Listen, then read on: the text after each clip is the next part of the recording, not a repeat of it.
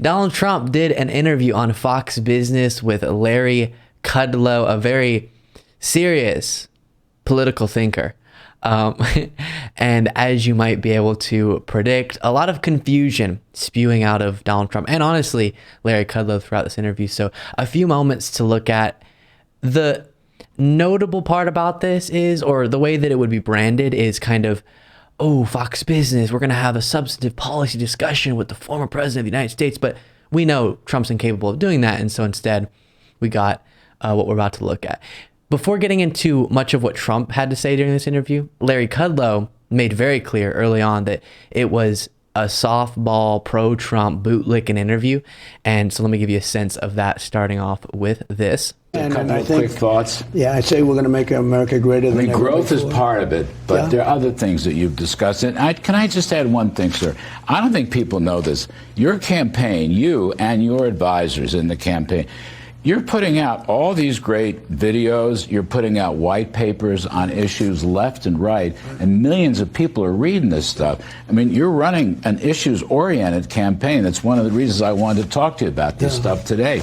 So we can pull up from this decline. Yeah, we can. In fact, the nice part is we're dealing in person. Normally, I just put it up on a screen and I put it out, but we're doing it in person, which is even nicer and better because you're asking great questions.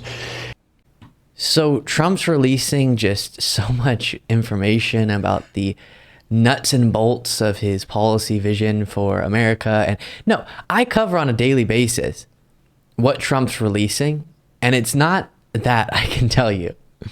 Well, no, I mean, you also cover on a daily basis Trump's issues, but they have nothing to do with policy. Trump's issues are psychological and related to his narcissism. But Luke, let me just say, sir, if I haven't yet, like, you just do the most wonderful videos. I mean, how obsequious was Larry Kudlow there? Just, I mean, teeing him up. And it was so insincere. Nobody's going to buy. As a matter of fact, I challenge you. I don't think most Trump supporters would buy the idea that Trump is really offering an issues-based campaign. That's not why they like the guy. Why would Kudlow even say that? Nope. And we'll get into, I know, often, many times throughout today's show, the, what do you call it? Now I've forgotten now. The asymmetry. The asymmetry of expectations. If we saw on CNN or MSNBC that, picture Jake Tapper interviewing President Biden.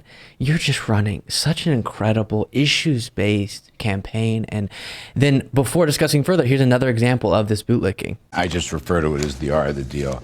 And I remember when you appointed me to the NEC and we talked about all this, and you said, well, you said to me, I'm a better negotiator than you are. And you were quite right. Absolutely. Did I say that? I don't think hey, I'm not sure that I said that. You did. All right, I consider you to be. It's such an awkward exchange. But he's like, you're the best negotiator. You're better than me. You're great with deals. Listen, even though you lost the House and lost the Senate and lost re-election and all the things, and you are much better. Do you remember that time you insulted me and said that you were better than me? You know, I just want to say, for the record, I agree with it. And then for Trump to pretend like, that doesn't sound like me. Yeah. Would I ever say something like that? That's embarrassing. I think Kudlow has actually gotten worse because it's not that I watch him all the time, but I don't remember him being quite that bad. Yeah, I'm not sure. Next moment. Be able to buy an electric car, but you're going to be able to buy every form of car that's made. You've got to have choice. Like in school, we want school choice. We want choice for buying cars and washing machines and all of this stuff. I mean, the dishwashers, they were telling me, you have to run it 5 times because it hasn't got enough water. So what they do, on. They end up using more water. I mean, the whole thing is crazy. This can be changed. You know, to a large extent, everything you and I talk about is common sense, right? And we have a lot of common sense. I love that. And the problem is they don't have common sense. They don't know what they're doing, and they're just. Did you notice under his breath, Larry Kudlow, as Trump's ending that statement, is going, I love that. I love that. so good, amazing. Mr. President. The washing machine. I'm so sick of the dang washing machine. Were you overwhelmed by how issues-oriented that was? I was exactly going to say. I don't understand the obsession. And we learned a little bit. So Trump has been on this washing machine, not even just water-related tirade. Usually it's about the bathrooms, the sinks, the showers, and the toilets. And we learned based on some wild, uncomfortable reporting, that Trump flushes documents, or at least did while he was president, down the toilet. And that was one of the ways he disposed of these sensitive documents. And so then that answers for why he would say that he was flushing 10 to 15 times the toilet. Why he always has this issue with the shower heads and the pressure in the dishwasher and all that, I'm not sure. I'm not really dealing with that issue. I don't know about you. Well, no, what's funny is I forgot all about that, how he had to repeatedly flush according to all sorts of like testimony, written and spoken testimony during the Jack Smith investigation. Look, here's the thing. The Republican Party's obsession with appliances is ridiculous. This was never a partisan issue until Donald Trump. The standards and efficiency standards and things like that for appliances were increased bipartisanly, even under like President Bush, for example, most recently, and then under Obama. And then something happened with Trump wherein apparently to try to make appliances more efficient, more affordable, safer for people, like for families, it became like this is a woke issue. But this is what I'm talking about. He says this is an issues-based campaign. And I covered a story recently where Marsha Blackburn is going on Fox News saying that Biden's engaging in this war on appliances. And what she's citing is an extra set of regulations being rolled out by the Department of Energy or whoever oversees this in regard to water heaters. And it would save the consumers money. It would save us money, billions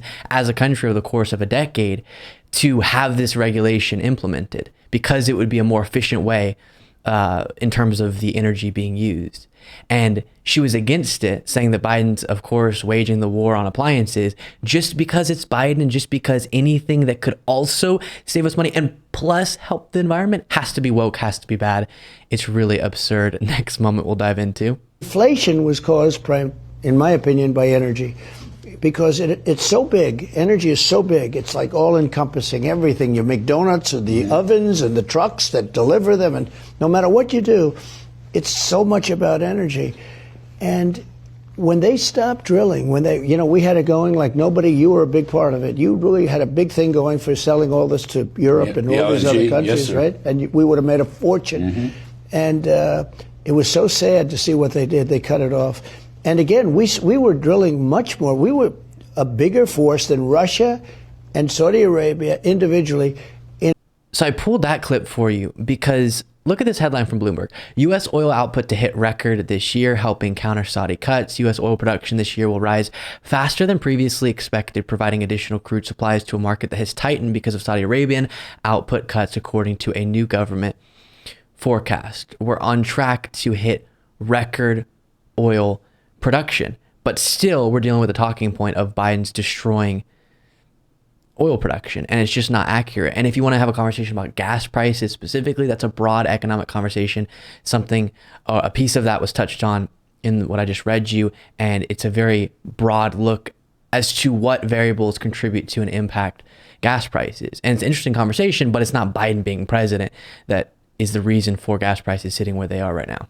I was assured by Republicans ever since President Biden took office that he inherited a lever which increases gas prices or decreases, and for whatever reason he chose selfishly, maliciously to increase gas prices, even though it would hurt the American people and their finances and his own approval rating. He just decided to do it. Of course, it's absurd. And I'll also point out a couple of things, because the gas price issue is when I started offering political commentary right after President Biden got elected, this was an issue that kept coming up again and again and again. So number one, in 2018, when Donald Trump was president, he worked a deal to cut foreign oil production as well. Okay, so he actually cut the supply. This was before COVID. When COVID hit, of course, demand went down because people were staying home. Then as President Biden successfully oversaw this massive vaccine rollout, the economy opened back up, people were driving more, but because of Donald Trump and the oil industry, supply was low, which allowed them to hike the gas prices. Okay, so Trump played a role in this, number one. And number two, when it comes to oil production, President Biden has approved more permits and more leases than Donald Trump did in terms of like rates of approval, right? As a matter of fact, this has gotten President Biden in some hot water with climate activists who say he hasn't done enough to, curb fossil fuel production and support green energy. So the facts are just simply not on your side if you want to make the case that President Biden, Joe Biden, Sleepy Joe cut oil production. It's just not true. Exactly right. It reminds me of the border where as a progressive, you're sitting there being confused because accurately progressives will criticize Biden for having policies too similar to Trump on the border and for being too pro oil and gas production. And then we have to turn around and hear the talking points that are dishonest about Biden being this communist who shut down everything and opened the border and all of it. Last moment we'll look at, this is truly a sign of deep confusion. Donald Trump gets asked about his 2017 tax cuts that disproportionately benefited those at the top of our economic ladder. And he gets asked about that talking point, played a clip for the sake of time. We won't play the clip, but of Biden criticizing Trump on those grounds, and then is asked to respond to it. So explain why your tax cuts are not what Biden is calling them out to be, way too directed towards benefiting those at the top of the economic ladder. And Trump just completely wanders away from the question and starts talking about how Biden doesn't understand what MAGA means because he uses the term in the clip that was played, MAGA Republicans, and then just rants about that. But I wanted you to comment on what he's saying. Well, first of all, it's amazing because you watch him, you don't even think he's going to get through the sentence. You know, the stopping and the halting, and there's something going on over there. But this guy is advising us. He's the one negotiating with other countries, and we're going to end up in a world war. So beyond taxes, I'm talking about, we have a man that's grossly incompetent. We're going to end up in a world war the way he's going to end up in World War III, which is going to be a nuclear war. He doesn't understand what MAGA means. If you asked him right now to define MAGA or to say what MAGA is, he would not be able to say, make America great again. He's always saying MAGA, those MAGA people. But if you would say, what does MAGA stand for? He wouldn't know. He wouldn't be able to tell you that. But it's called Make America Great Again. And right now, again, is probably, you have to. Jessiah?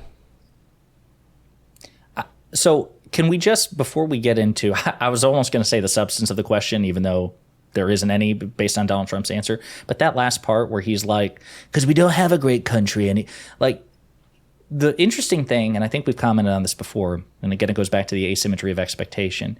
Nobody insults the United States more than sitting members of the Republican Party, Republican congresspeople, Republican governors, former Republican presidents looking to become president again. Imagine if President Biden or AOC or God help us, Senator Sanders said something like, we don't have a great country. Like, imagine somebody saying that. They would be tarred and feathered, not just by the right, but also by huge swaths of independent centrists and the left. It is so absurd, the fact that alone, that statement alone should cut his support in half if his supporters really held him to the same standard that they hold Democrats.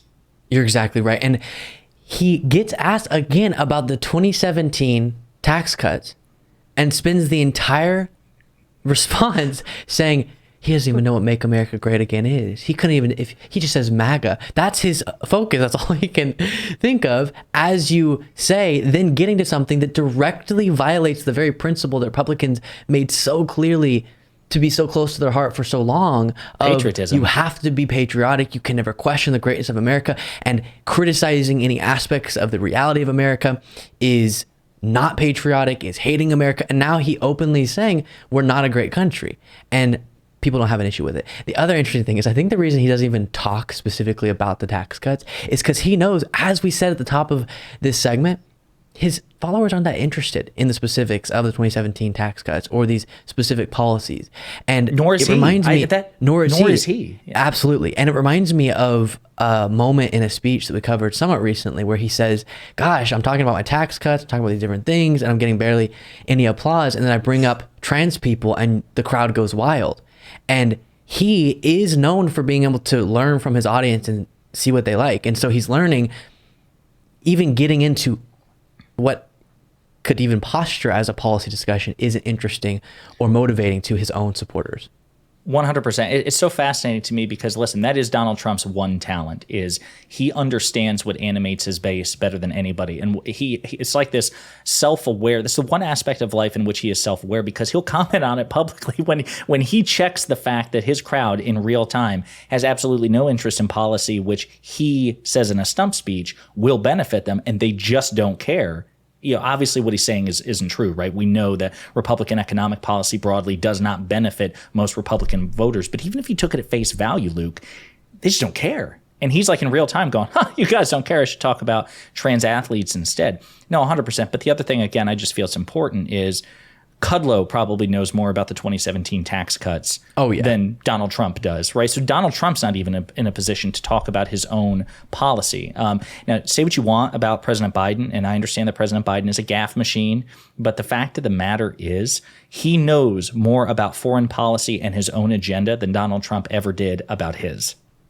Yes, and reporting from behind the scenes on both those fronts reflect that with all of, like you said, Biden's gaffes, and in interviews and speeches not coming off like necessarily he's on it, in private he's very engaged, apparently, reportedly, and very aware of what's going on when it comes to the specifics of the different policies and positions he's overseeing, whereas Trump, very, very different. Thank you so much for watching. For the outro on this video, I want to plug Jesiah's channel. Hit them with it, Jesiah.